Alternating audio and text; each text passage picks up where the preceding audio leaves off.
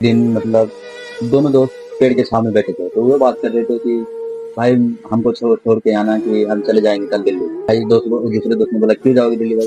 बोला कि पापा बीमार रहते हैं और मम्मी भी गुजर गए हैं और बहन का भी शादी कराना है और छोटे भाई को भी पढ़ाना है। तो बोला कि चलो भाई आपका भी वक्त सही है, लेकिन बड़े बेटे का होना सौभाग्य होता है। जैसे बड़े बेटे जो होता है सब बाप की समान होती है, जिम्मेदारी भी लेती है हर चीज का, भाई का पढ़ाने का, बहन का शादी कराने का, दहेज भी देता है। तो भाई पूछता है फिर जो भाई ये जो दहेज का मामला है ना, बहुत बुरी चीज, ये क्यों बुरी चीज है? तो बोला कि चलो भाई अच्छा ठीक है, शादी अभी करोगे नहीं? बोला कि नहीं अभी नहीं करेंगे जब तक तो मेरे बहन का शादी नहीं होगा।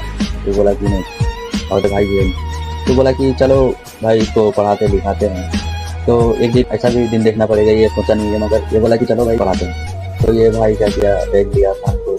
तो वो दोस्त को बोला कि चलो, पापा को भी पता नहीं, पापा तो बीमार रहते हैं, तो फिर पापा जाने नहीं देते हैं। तो ये भाई बैग लेके नहीं गया, बोला कि चलो छोड़ के आते। तो क्या बोला कि चलो भाई छोड़ को तो आ जाएंगे। तो एक काम कर, जिंदगी में जब भी कुछ तकलीफें हो तो हमें पता चलो भाई, साहब तो बड़ा हो गया।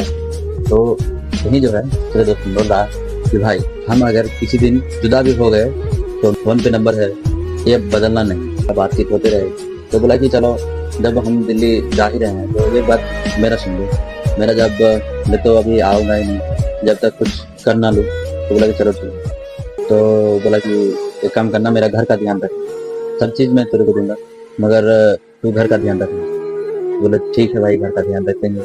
तो एक दिन क्या हुआ था, दोस्त का ऐसा अचानक फोन आया कि मेरा एक पैर कट गया। भाई तो पढ़ लिख करके तो जवान हो गया, सयान हो गया, शादी करने का टाइम भी आ गया। तो बोला कि दोस्त का फोन किया, दोस्त जो है दोस्त को फोन लगाया।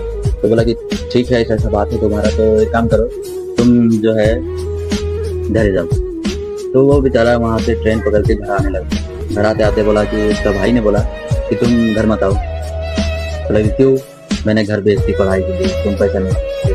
कैसा भाई? उसको पढ़ाया लिखाया सब कुछ कराया, लेकिन भाई ने बोला कि घर भेज दिया। घर नहीं बेचा है, वो शादी कर लिया, बहन को तो घर से भगा दिया।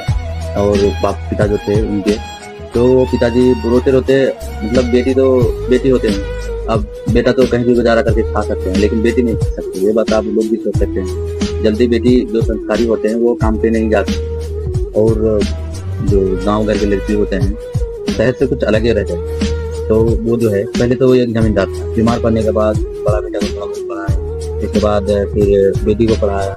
अब पढ़ाई में आप लोग जान सकते हैं कितना खर्चा आता है। तो वही 3-4 लाख उसके दिल का हार्ट का ऑपरेशन हुआ था, उसी में लग गया। तो उसको फर्क नहीं पड़ा, वो जमीन बेच